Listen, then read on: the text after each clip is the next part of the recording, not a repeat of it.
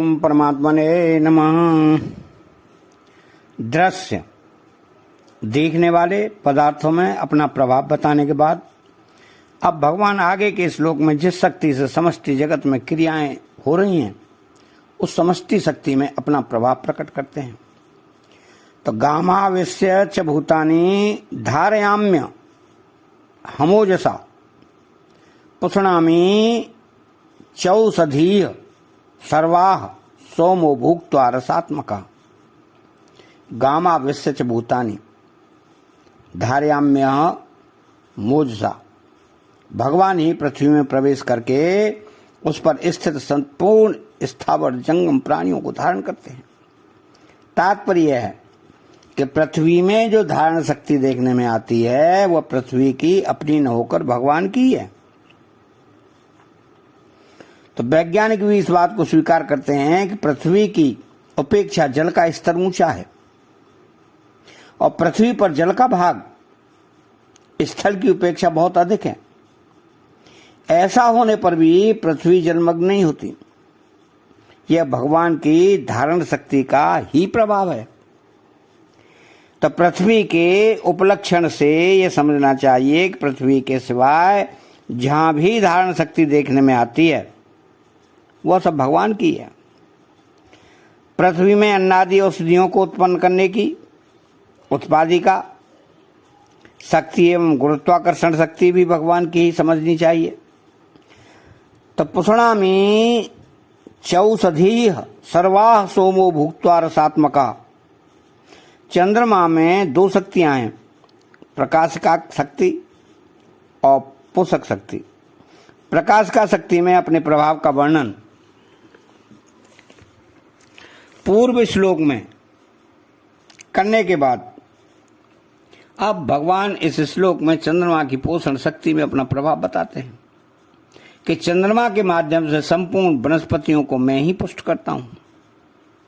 चंद्रमा शुक्ल पक्ष में पोषक और कृष्ण पक्ष में शोषक होता है। तो शुक्ल पक्ष में रसमय चंद्रमा की मधुर किरणों से अमृत वर्षा होने के कारण ही लता पुष्पादि पुष्ट होते हैं और फलते फूलते हैं। तो माता के उदर में स्थित शिशु भी शुक्ल पक्ष में बुद्धि को प्राप्त होता है। यहां सोमः पद चंद्रलोक का वाचक है, चंद्रमंडल का नहीं। नेत्रों से हमें जो दिखता है यह चंद्रमंडल है और चंद्रमंडल में से भी ऊपर आंखों से न दिखने वाला चंद्रलोक है। तो उपर्युक्त पदों में विशेष रूप से सोमः पद देने का अभिप्राय यह है कि चंद्रमा में प्रकाश के साथ साथ अमृत वर्षा की शक्ति भी है। वह अमृत पहले चंद्रलोक से चंद्रमंडल में आता है और फिर चंद्रमंडल से भूमंडल पर आता है। यहां औषधीय पद के अंतर्गत गेहूं, चना आदि सब प्रकार के अन्न समझने चाहिए।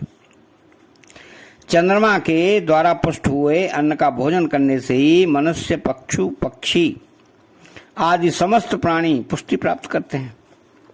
औषधियों, वनस्पतियों में शरीर को पुष्ट करने की जो शक्ति है वो चंद्रमा से आती है। चंद्रमा की वह पोषण शक्ति भी उसकी अपनी न होकर भगवान की ही है।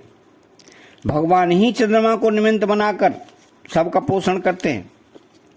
तो पृथ्वी, चंद्रमा आदि सब भगवान की अपरा प्रकृति है। अतः इसके धारक, उत्पादक, पालक, संरक्षक, प्रकाशक आदि सब कुछ भगवान ही है। तो भगवान की शक्ति होने से अपरा प्रकृति भगवान से अभिन्न है। यहां सोम शब्द चंद्रलोक का वाचक है जो सूर्य से भी ऊपर है। तो समष्टि शक्ति में अपना प्रभाव बताने के बाद अब भगवान जिस शक्ति से व्यष्टि जगत में क्रियाएं हो रही हैं उस व्यष्टि शक्ति में अपना प्रभाव बताते हैं। तो अहम वैश्वानरो भूत्वा प्राणिनादेयमाश्रिता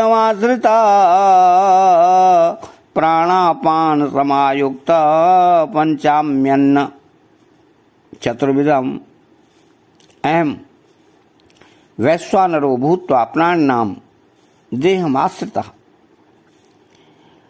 अग्नि की प्रकाशन शक्ति में अपने प्रभाव का वर्णन करने के बाद भगवान इस श्लोक में वैश्वानर रूप अग्नि की पाचन शक्ति में अपने प्रभाव का वर्णन करते हैं। तात्पर्य यह है कि अग्नि के दोनों ही कार्य प्रकाश करना और पचाना भगवान की ही शक्ति से होते हैं।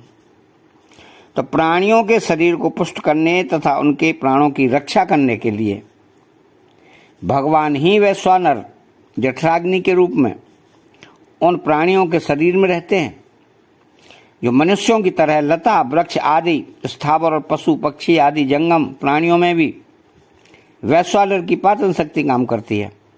लता वृक्ष आदि जो खाद्य जल ग्रहण करते हैं, पाचन शक्ति के द्वारा उनका पाचन होने के फलस्वरूप ही उन लता वृक्ष आदि की वृद्धि होती है।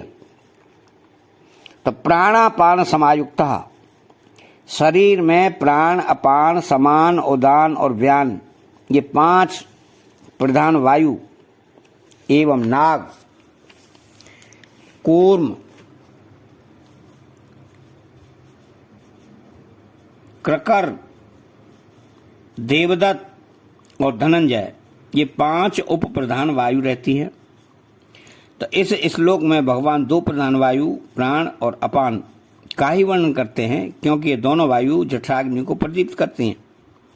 तो जठराग्नि से पचे हुए भोजन के सूक्ष्म अंश या रस को शरीर के प्रत्येक अंग में पहुंचाने का सूक्ष्म कार्य भी मुख्यतः प्राण और अपान वायु का ही है।